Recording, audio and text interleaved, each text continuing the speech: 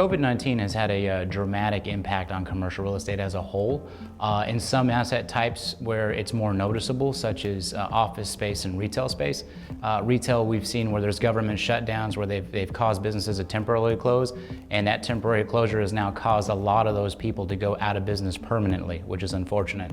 Regarding the office asset type, what we've seen is now that everybody was forced to work from home, I personally know CEOs that have said, hey, I'm subleasing out half of my space or more just to mitigate on the cost because they're saving hundreds of thousands of dollars in office space, right? So I think it's a wise move if you can cut costs, right, and allow your employees to work permanently from home, or at least have some type of hybrid schedule in that case. But yeah, COVID has definitely taken an effect on the commercial real estate world. I would say in regards to the transaction side, what we're looking at is you're looking at historical lows in interest rates, and we know in any pandemic as such, right, or things that cause a ruckus within the entire world, such as our meltdowns and all these other things, interest rates are definitely lowered so that way people can acquire more real estate, right? But it is a dangerous game, right? And it's a dangerous game for one primary reason, is that low interest rates means more affordability.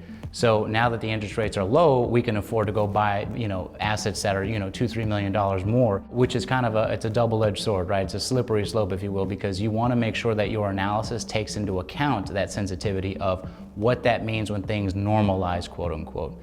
And in this case, I just think that with low interest rates, even though it's good, it's also important to really look at that asset type from the perspective of how long am I going to hold on to it?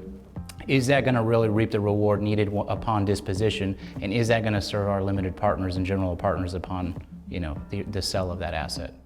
Our outlook on commercial real estate here in Austin, Texas is very positive. Austin specifically has been a really strong city, right, when it comes to thriving and tech companies coming here and us evolving and growing. So it's really good. I mean, I know times are a little hard right now, but I think at the end of the day, it's all going to work itself out. I don't want to use the term normal because we all know that the new is not the new normal, right? The new is we have to adjust to these things and make ourselves better at what we do. And that actually goes hand in hand with you managing assets a little more creatively and how you're really looking at the space and how it can be better served, for things that happen as such.